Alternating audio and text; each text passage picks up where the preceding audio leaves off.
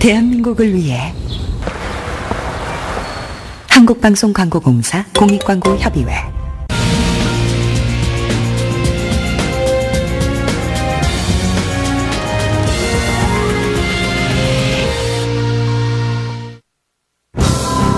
In June 1509, Henry VIII was crowned King of England.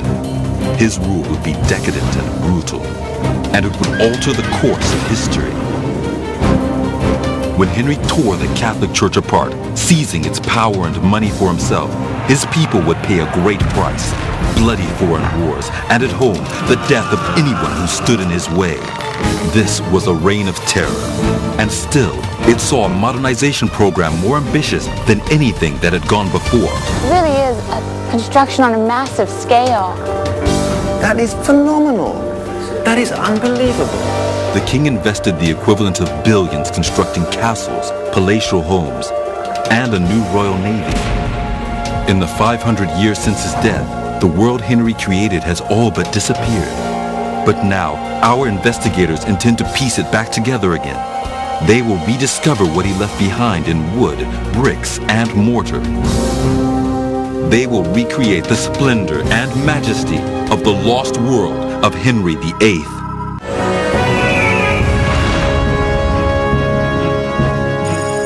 Great Britain in the early 16th century. England has a new king. A king whose ascension to the throne marks the start of 38 years of violent, dramatic change. Amanda Bean is a historian. She wants to find physical evidence of the revolution that Henry VIII brought to his kingdom. Our other investigator is Jonathan Foyle. He's an expert in the history of architecture. He'll examine the buildings Henry left behind to see what they reveal about the man himself. He begins his search at Henry VIII's best surviving palace.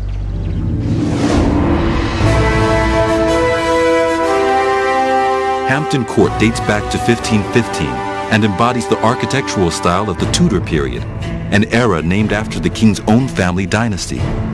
Today, the curator of this magnificent building is Kent Rawlinson.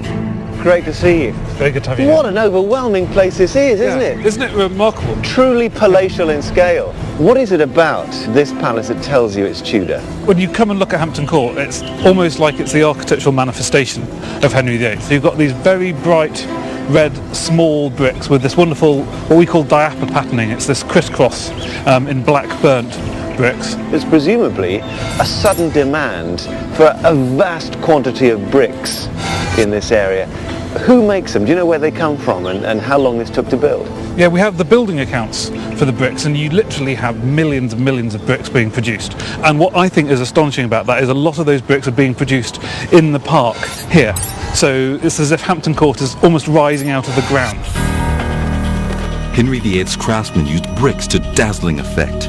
They were experts in creating elaborately decorated features like these chimney stacks. Why are the chimneys that tall, looking like columns? Well, you might think that it's so you get a draw off the fire, but it's basically so you can see them. Each chimney is telling you that there's a hearth and a fire, and you can be warmed and entertained by it. Having a fire in each room was hugely unusual and the height of luxury in the 16th century.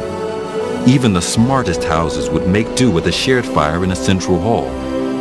But at Hampton Court, Henry VIII was ushering in a new era of modernity and luxury. So how much is left of Henry VIII's apartments? Show me what's left of the palace Henry knew. Okay. Entertainment on a grand scale was one of Henry's passions.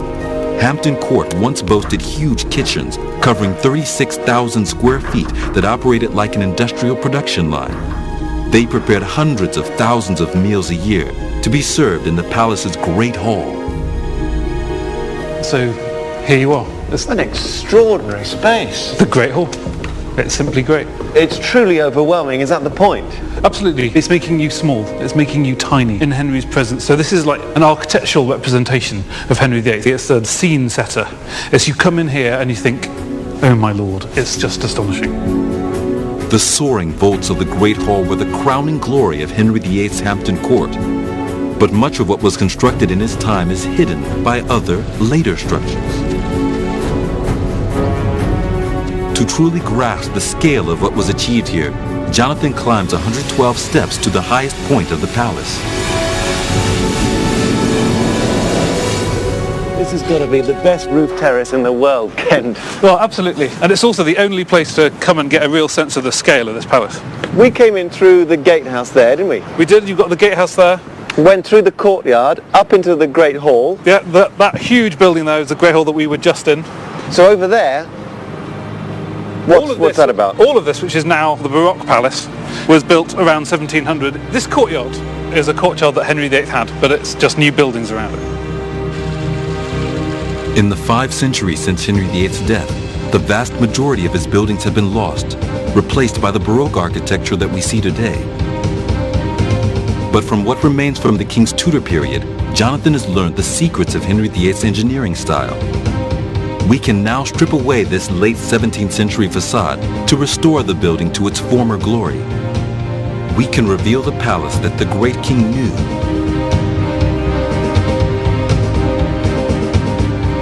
This was Henry VIII's Hampton Court. After 12 years and the equivalent of $40 million, it had grown to cover an area of 250,000 square feet. Through innovative design and groundbreaking construction techniques, Henry VIII had created a riverside pleasure palace. This is Henry creating magnificence to impress his subjects. This was an event, this building. And even today, although Henry's private spaces have gone, here is a piece of royal theatre which still has the power to impress. From the red bricks and the tall chimneys to the towering open spaces of the Great Hall, Hampton Court has shown Jonathan the architectural characteristics of the King's Tudor age. In his search for the lost palaces of Henry VIII's reign, these clues will be invaluable. In his lifetime, Henry VIII would spend millions more dollars on palatial homes.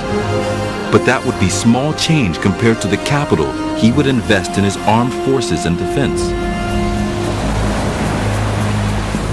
In the early 16th century, England was under constant threat from enemies across the sea in France. And in a massive effort to bolster defenses, the king built a string of 30 fortresses. Their job was to protect the exposed English coast. Amanda Beam has traveled to Camber Castle on that southern coastline. Here, the ruins of Henry VIII's finest fortress still stand guard.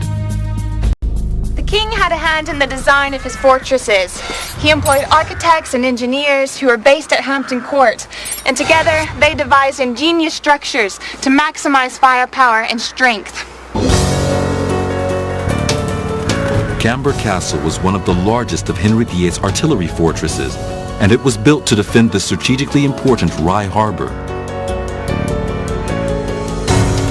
Barry Yates is a warden and guide here. He knows every inch of the castle's fortifications.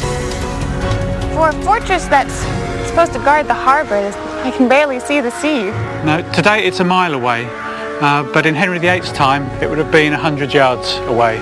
Just beyond the castle here you can see the shingle ridges that have been built up by the sea, and this happened very quickly and gave the castle a very short active life. Today, the shoreline has receded so far that it's barely visible, but in the time of Henry VIII, the fortress stood guard on a small peninsula, all but surrounded by water. The bastions of Camber Castle followed a pattern common to most castles of the time. They were built around a central tower. It's very low, so mind your head. Access from the tower to all areas of the fort was by a complex of interconnecting tunnels. They come complete with graffiti 5 centuries old. And just over here on the wall, in the original plaster, there's a little cartoon that's supposed to represent Henry VIII, just there. That's supposed to be Henry VIII. Yeah, I know it looks like Humpty Dumpty, but the rounded features, the hair, the rather battered nose and mouth is supposed to represent Henry VIII. Is there any idea who did this? No, I don't think anybody has any idea how it came to be there. So shall we go and have a look inside the central tower? Okay. The central tower is the oldest part of the fortress. During the 1530s, it was raised from 30 to 60 feet. It operated as the watchtower. Carved into the exterior walls are the king's family emblems, the Tudor rose and the fleur-de-lis. So we come out from those very narrow, low tunnels into this massive space. You can see semicircular gun ports, lots of them that have been skillfully filled in as the tower was developed. And then looking up, there's the rectangular recesses which would have held massive timbers supporting a floor. And then down here, there are these squares of stone which would have supported upright timbers to help support the various floors and eventually the roof. At the highest point of the fortress, the central tower was the lookout post. It was surrounded by 5 circular bastions and armed with multiple gun placements. They covered every angle of the harbor's approach. Now from the outside you can really see the curve of the structure. What were the benefits of having this type of structure? This curve means that the 4 gun ports in each bastion would have a commanding view of the surrounding land. There's no way you could sneak up on this castle without being seen. The ingenious cloverleaf design that Henry VIII himself devised for his fortresses was extremely effective. The rounded shape of the walls would deflect incoming missiles, massively reducing their destructive potential. If we go over and look at one of the gun ports, we'll be able to see how thick the walls are. It's a massive defensive structure, and above each cannon there is a very elaborate chimney which was designed to get rid of the smoke when the cannon was fired.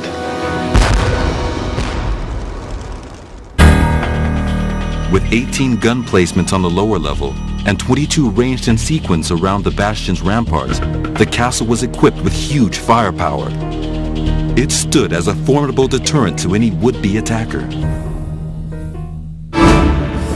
And Henry was right to strengthen his defenses. In 1533, England's age-old war with France escalated to new heights. Henry VIII split with the Catholic Church, and the great powers of Europe, loyal to the Pope, united against England in a holy war. Next, from the south coast, Amanda turns north. She'll follow the trail of destruction left when Henry decided that the church's wealth would be his.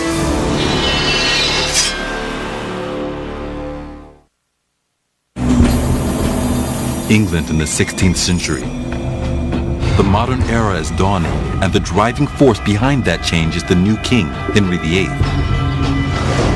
We've seen the splendor of Hampton Court, his palace built for pleasure, and visited the impregnable walls of Camber Castle, his coastal fortress. But Henry wasn't only a builder.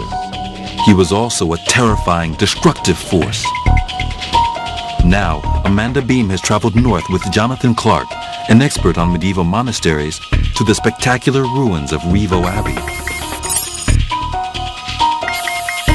Henry had only one rival for power and influence in his kingdom, the Roman Catholic Church.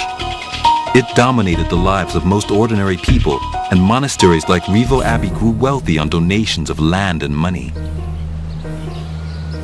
So why would a local lord invest in a monastery? What's the incentive? I think there's 2 reasons. Perhaps the most obvious one, it's a good way of enhancing your status. Put some cash into the local monastery. But I think the second reason, you've really got to look into the medieval mindset, and it's the idea that you can pay your way into heaven. So the local lords over at Helmsley there, they invest in this place and it guarantees a route to God. Well, looking at Rievaulx, I think they got into heaven. Yes, I think you're certainly right there. The church effectively raised a tax on salvation, and by the 16th century, it owned a third of all the land in England. Just like Henry VIII, the bishops and the abbots used their land to build. Rievaulx Abbey was built on a scale to rival any of the king's palaces. In turn, his architects would borrow heavily from the construction techniques that had been used here. Amanda has moved to the chancel, or sanctuary of the church, to try to find out more about the skills developed by generations of master craftsmen. Well, now that we're inside the church, I'm overwhelmed by the enormous size and scale of the building. Well, yes, I mean, this is only one part of a much, much bigger building. We're just looking at the west end here, the presbytery or chancel bit of the church. I mean, in terms of actually putting something like this together, they would have built about 6 feet worth of actual masonry per year. And then come the winter, they would have covered over the top of the wall with some straw, left it, and then started again in the spring. At a rate of 6 feet per year, it would have been 7 years before construction of the roof could begin. Built entirely from stone vaults, the enormous weight of the roof was supported during construction by wooden frames called cintering. When the stone arch was complete, the cintering was removed. Inside the church today, the stone ledges that supported these wooden frames can still clearly be seen. Well, this is wonderful. With this cross-section, you can actually see how the wall was constructed. That's right, it's actually a perfect section, isn't it? And you've got this wonderful ashlar, nicely cut masonry forming one outer skin. And then on the outside, you can see another skin of that nice fine ashlar masonry. And then the bit in between is just full of rubble, literally just rubble held together with mortar. If you look above, you can see you're back into dressed stone again, and that's part of a window, probably very similar to that one that we've got complete there. So this wall would have had a whole series of those windows. From the architectural features of the remaining structures at Rivo, it's possible to piece together a picture of what the church would have looked like on completion. From start to finish, construction took 22 years. Thousands of tons of rock were cut on site by hundreds of craftsmen. They were constructing a testament in stone to their faith, the Catholic faith. From its cavernous open spaces to its towering lancet windows that lead the eye towards heaven, the church was an example of a building deliberately created to inspire awe. Henry VIII used these same details to the same effect in the soaring architecture of his palaces. But in 1538, he would turn on these places of quiet contemplation and deal them a terrible blow. After a bitter battle with the Pope over his divorce from his first wife, Catherine, Henry VIII denounced the authority of the Church in Rome. He declared himself the supreme head on earth of the Church in England and demanded that all assets of the Roman Catholic faith be liquidated. The king sent his men to value the assets of every monastery in the land. Then he plundered those assets with limitless enthusiasm. Once they had been abandoned and stripped of anything of value, glass from the windows, the lead from the roof, the monastery soon fell into disrepair. The king's looting destroyed a way of life and many of England's finest buildings. But thanks to a groundbreaking project by the University of Sheffield, the entire site of the monastery at Rivo has been digitally mapped. It is now possible to see the full grandeur of these sacred buildings. When these places had been ransacked, looted, and abandoned, the loss to the country was more than just the passing of these masterpieces of medieval engineering. The monasteries had been shaping the landscape, developing trade, and enriching the local economy for centuries. But almost overnight, Henry VIII tore them down. The king was untouched by the lives that he had cast aside or the great buildings he had destroyed. For him, it was about profit. The funds that he gathered, he plowed into his life's passion, the pursuit of power and glory. Now, Jonathan Foyle is tracking down the ultimate expression of that quest. The weapon of war that would shift the international balance of power and redefine naval warfare forever.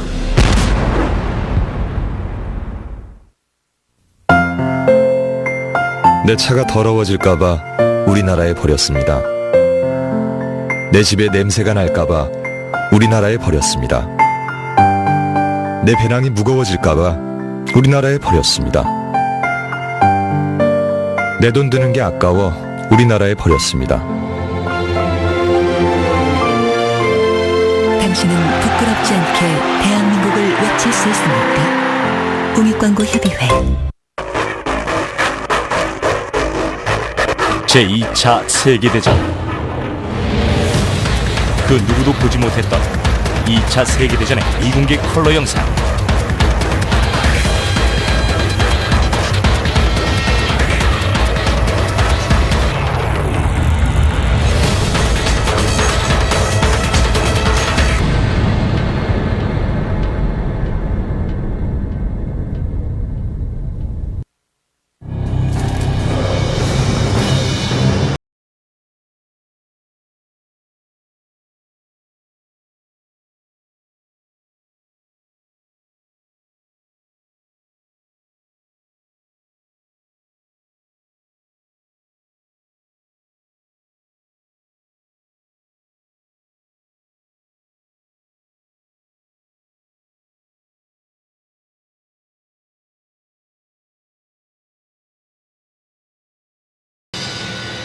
On the History Channel.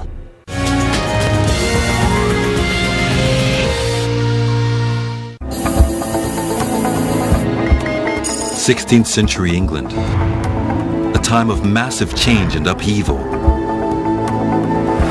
Henry's reign was defined by construction and destruction in equal measure. Jonathan Foyle has seen the beauty and grandeur of the King's Palace at Hampton Court. And Amanda Beam has witnessed the tragic devastation of Rievaulx Abbey. Now, Jonathan has traveled south from London to the naval town of Portsmouth. He's on the trail of the king's pride and joy, the weapon that carried him to victory and crushed his enemies. Henry VIII was only 18 when he came to the throne in 1509, and one of the first things he did was commission a fleet of new warships, which would become the basis of the modern navy. Henry VIII came to power with the ambition of conquering and ruling France. He immediately began preparations for war. As he would with the designs of his buildings, Henry looked to the very cutting edge of technology. He commissioned a fleet to be more advanced than any navy that had gone before. His flagship, Mary Rose, was lost for almost 500 years and then amazingly was lifted from the seabed and brought here to Portsmouth, the home of the modern navy. And I've come to see her. For the Mary Rose and her crew, the clock stopped when she sank on July 19, 1545. The ship fell to the seabed on her side. 5 centuries later, when she was discovered, thousands of tons of silt had perfectly preserved a complete cross-section of hull. Today, the remains of the ship and the artifacts found inside her offer a unique view of the Tudor world, a world that Henry himself had created. Jonathan has met with Chris Dobbs, the man who masterminded the salvage of this priceless time capsule. Now, Chris, was Mary Rose special in her time? Oh, extraordinarily special. One of the most important things about her is that she was purpose-built as a warship. So whereas for previous generations the king would adapt perhaps merchant ships, the Mary Rose was one of the first to be built as a warship from the start. Her groundbreaking design combined speed and destructive capability. By the standard of the day, the Mary Rose was colossal. Her hull was 148 feet long, 38 feet wide, and 46 feet high. When fully loaded with cargo, crew, and munitions, she weighed a staggering 700 tons. The key to her success was the ingenious construction of the ship's hull. The most extraordinary thing is that when we were analysing the shapes of the hull, we actually found that it's built according to a principle that was really only known about from the 1580s. So in a way she was 70 years before her time. This discovery has rewritten the history of naval architecture. It marks Henry VIII as an innovator. He embraced the most up-to-date scientific ideas to create a revolution in design and begin a new era in naval warfare. The secret to the Mary Rose's enormous firepower was another innovation. Henry's architects designed gun ports that could be opened to fire and then closed to form a watertight seal. It was simple and effective, and it meant that the ship's main guns could be positioned close to the waterline. The lower the gun sat in the boat, the bigger and heavier they could be. In the Mary Rose Museum, some of the stunningly well-preserved bronze cannon are on display. Chris reveals they were as deadly as they are beautiful.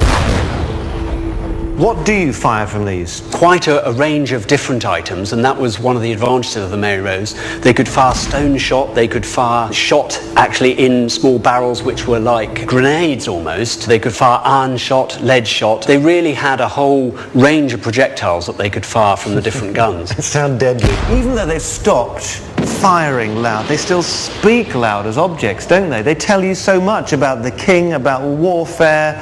They're more than the sum of their parts, aren't they? Yeah, the Mary Rose tells me more about Henry VIII than almost any state document I know of. It tells me where his interests are, where he's spending his money. And this is where he's spending his money, on bronze guns and on big warships. In battle, the Mary Rose proved invincible. But life below decks for the gunners was far from easy. Inside a section of reconstructed hull, Chris explains the challenges they faced. Well, this would be where all the action was. In this sort of compartment, there'd be 4 guns. One of these bronze guns, then 2 iron guns, and then another bronze gun. So in the height of battle, there'd be a lot of action in here, a lot of smoke coming from the guns. In fact, they've got quite well designed little hatches just above each of the guns to let some of the fumes out and let some light in so that you can see what you're doing. The Mary Rose was the most high-tech ocean-going war machine that the world had ever seen. But after decades of service, her end would be as tragic as her career had been glorious. Overladen and in battle against the French, she was hit by sudden strong winds. She keeled over with her gun ports open. Thousands of tons of water rushed into the hull, and in full view of the king himself, the Mary Rose sank with the loss of all but 30 of her 500 crew. It was the low-mounted gun ports, the very innovation that had given the ship her advantage in battle, that proved her downfall. The remains of the king's ship were frozen in this moment, and the preserved contents offer a window to a lost period in Henry's reign. Well, this is like our holy grail. This is our storeroom. These are pulley blocks. I mean, in such fantastic condition, you'd think they were made yesterday or that they were brand new. And in the way they are brand new. They were never used on the ship. We found them in the orlop deck, but just in perfect condition. And thinking that these were underwater for 437 years is just amazing. Well preserved. So this is the shipwreck equivalent of Pompeii. But it gets even better, because these are actually the personal objects linked to Henry VIII. Some people couldn't afford their own bowl. So what we've also got is bowls and plates that were ship's equipment. And these actually have stamped on them an H, and that's H for Henry. This is Henry, his bowl. And although he's a king and eats off gold and silver and pewter, these are the ship's issue on the boat. Everything here with the H's belongs to Henry. The Mary Rose feels like a day frozen in time, because the 19th of July 1545, when the thing sank just off Portsmouth Harbour, seems not to have changed in the objects that were brought off the seabed. Are we getting close to Henry VIII? Well, yes we are. The H is stamped on the bowls and on the cannonballs and the cannons themselves. Really amazing, and they show how the king thought of that ship. And that makes your head spin when you think that he actually watched it sink out of sight for 500 years. The finds on the Mary Rose have revealed Henry VIII as a man of great ambition, focused on his quest for glory in war. He invested in the most modern ideas and developed new technologies to give his army the advantage in battle.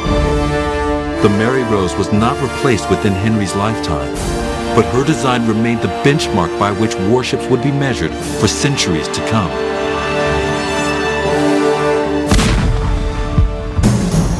Next, from the south coast of England, our experts travel to the heart of the capital city in search of the dark side of Henry's turbulent reign. Amanda Bean takes to the river, en route to the place where Henry perpetrated his most terrible deeds. This was a place of terror, torture, and death. The Tower of London.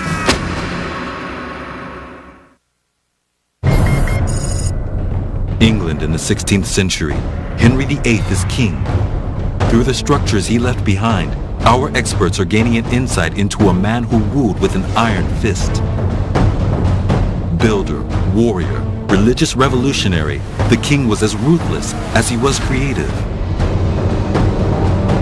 Now, historian Amanda Beam is on the trail of the most potent symbol of Henry VIII's brutality, a place where the price of his empire building was paid in blood. To find it, she's following the path that Henry's victims would have traveled to their terrible fate.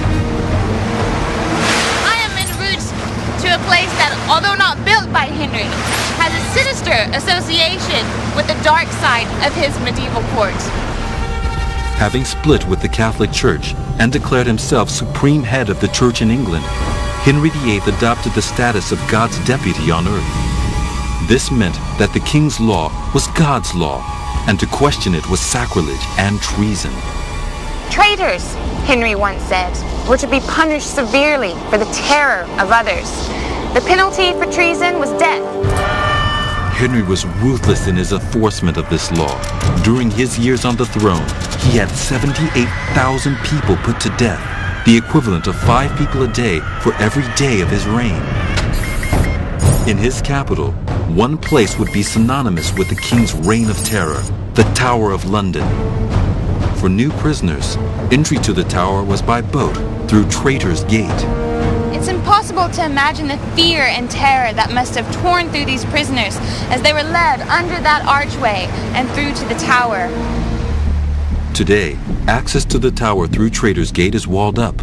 But if we strip back this modern flood defense, we can reveal the terrible final stage of the journey that Henry's petrified victims took into the tower. Through a dank, dark, stinking tunnel and up to the vast gates of the entrance itself. Amanda is to be escorted to the tower by Jane Spooner, curator of historic buildings. Jane, this is massive.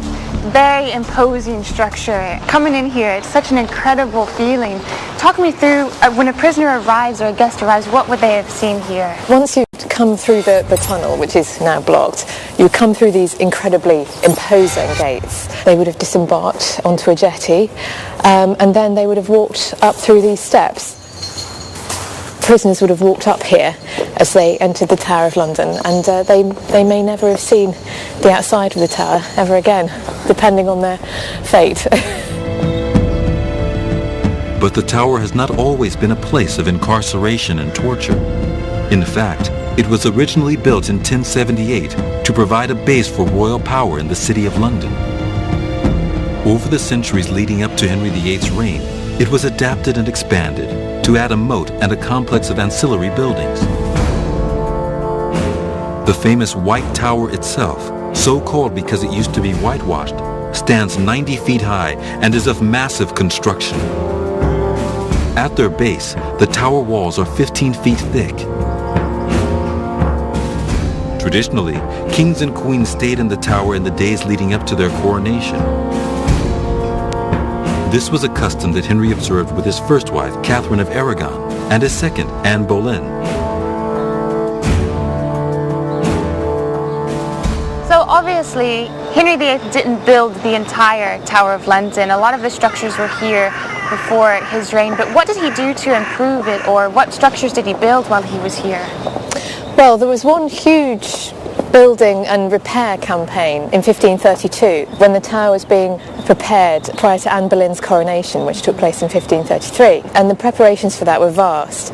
The royal apartments stretched from this tower to what is now the ruined Wardrobe Tower, directly opposite. Yes, you have to use your imagination now. It's no longer there. The buildings that once graced the tower complex were stunning examples of Henry VIII's ability to construct on a grand scale, both quickly and efficiently. They were built from timber frames on a foundation of brick.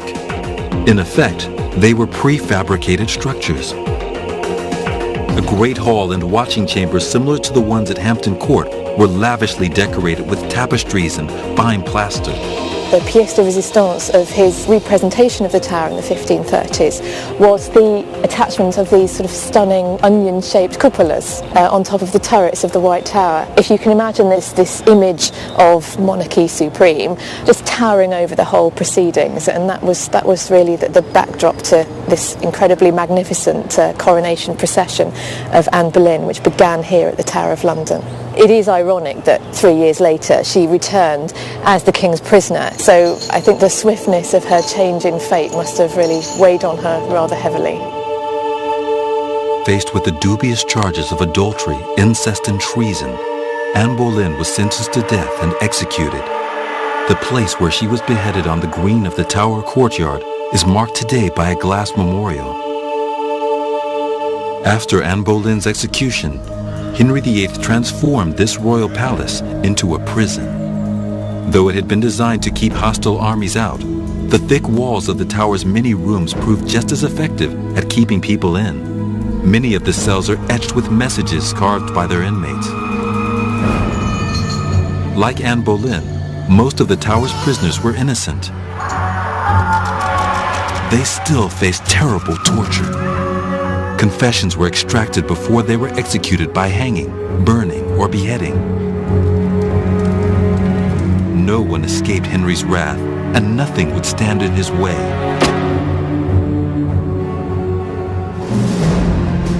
The terrible deeds that Henry VIII perpetrated within the walls of the tower have tarnished the reputation of the palace forever. Henry believed God gave him the right to rule, and anyone who opposed him would meet their own hell here. Next, from the horror of the Tower of London, we travel upriver to the heart of the city where Jonathan Foyle is in search of Henry VIII's greatest creation. A lost palace engulfed and hidden within the headquarters of British government.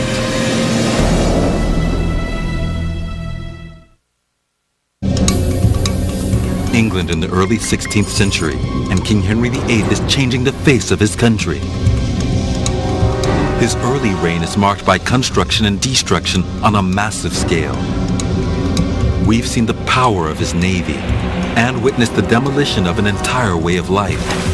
But now, our experts are on the path of one of the king's greatest achievements. Jonathan is following a lead to the center of London, an area that is home to the headquarters of British government.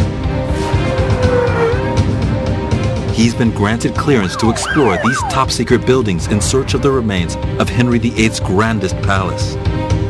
At the massive blast doors of the Ministry of Defense, he's met by historian Glenn Richardson. Glenn. Johnson, great to welcome see you. to the Ministry of Defence. Thank you. Jonathan has gained unprecedented access to the heart of Britain's defense headquarters because it is here, 3 stories underground, that he has discovered something truly astonishing. A relic from the days when this was the King's Palace of Whitehall.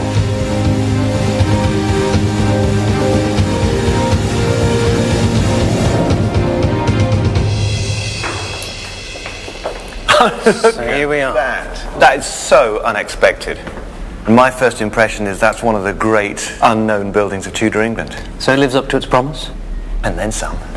Extraordinary thing. Let's have a look, because this has got Tudor written all over it. Here are the pointed vaults. Yeah, small, they're finely moulded, they're sitting on these beautiful octagonal columns. All this just smacks of Tudor. It's in fact one of the best Tudor buildings I think I've seen. The question you ask is, why bother in a wine cellar? If you've got enough money that you can build a wine cellar looking as beautiful as this building does, imagine what the rest of the place looks like. And it says something about your power, your sensitivity, your awareness of architectural styles. So an audience across Europe are supposed to see even the out-of-the-way places and they just open the door and say, have a look at that, even my wine cellar. On the way to somewhere else, yes, yes. So what's the room above the wine cellar? Who gets to drink the wine? The Great Chamber. If we strip away the exterior of the Ministry of Defense and restore the wine cellar to its original position, we can see the layout of the King's royal headquarters. The Great Chamber was where the King would entertain his most important guests. It was a room that seated 200 people, and just like Hampton Court's Great Hall, feasts were served here for the King's courtiers and visiting dignitaries. and wine flowed freely from the well-stocked barrels of the cellar. By building even this most mundane of rooms to the highest standard, Henry was proclaiming his wealth and greatness for all to see. To Jonathan's trained eye, every stone tells a story and brings us closer to the king's lost world. For me, bricks and mortars speak volumes about people. You can see the methods by which their buildings were constructed, and these octagonal columns are classic for the Tudor period. They're drums individually cut by masons, and sometimes, if you're lucky, you'll see what's called a mason's mark, where an individual had a symbol and he'd carve it on his stone as a kind of guarantee of the quality of his work. It's traceable back to the individual. And these look good and crusty, and you may find, yeah, there's one right there, look. Wonderful quality work that feels top of the tree, and I'm just hungry to find all the scraps of Whitehall I can to try and piece together a picture of what the entire complex was like, because it stretched for many times the size of this one single room. In a corridor, Jonathan discovers a painting that shows a small portion of the palace. Henry VIII's Leisure Park, a huge sprawling complex dedicated to his passion for sport. This is the construction of a man who has the money and the power to indulge himself completely. To the west, we see an arena dedicated to the noble sport of jousting. It was a pastime born of the training of knights for battle, and in Henry VIII's court, tournaments could last for days. Vast sums of money were won or lost on the outcome of these bloody battles. As well as his jousting arena, the king built bowling alleys, an arena for cockfighting, and the most extraordinarily lavish tennis courts. But today, there is not a single visible trace of this complex. Instead, the Cabinet Office, secure headquarters of higher government, stands on the land that was once Henry's playground. Inside, there are hidden treasures. That's Tudor, isn't it? There's those small red bricks. I recognize these kinds of turrets. It feels like a palace. This is room 119. What a room. The wall of the Tudor tennis place. That is phenomenal. That is unbelievable. From these extraordinary hidden remains, built from the ground up in the classic blood-red bricks of the Tudor age, Jonathan has witnessed the grandeur of the king's tennis court. And this was just one building in a complex the size of over 50 football fields. On the site of what was once the king's cockpit, a crude model illustrates the layout of this spectacular palace.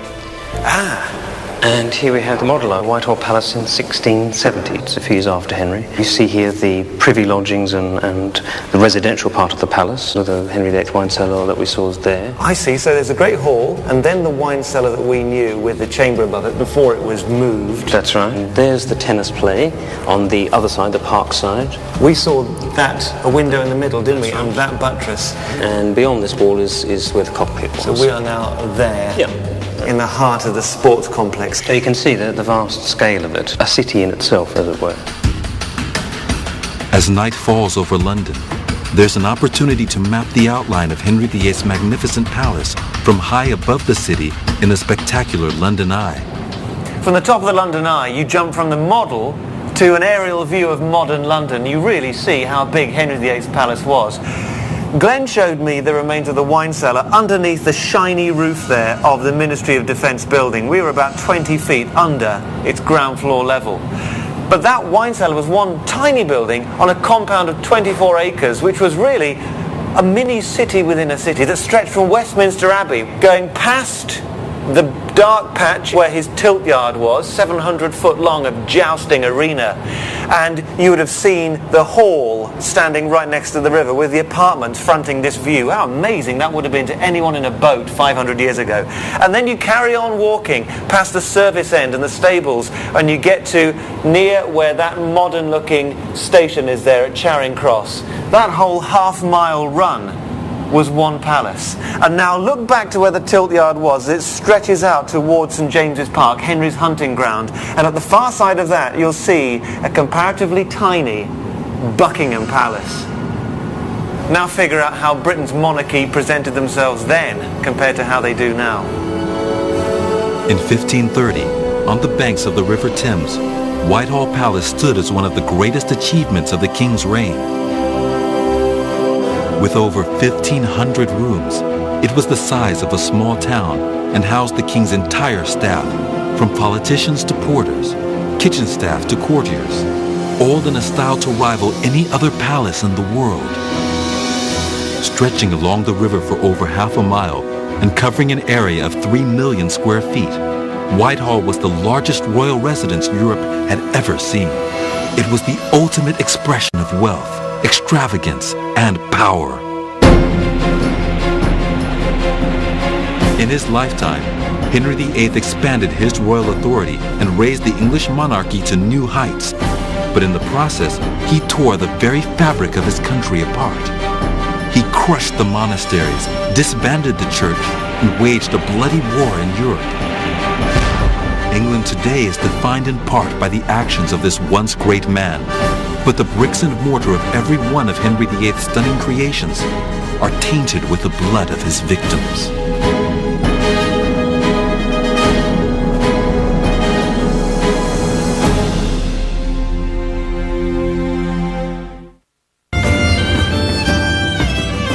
History Channel.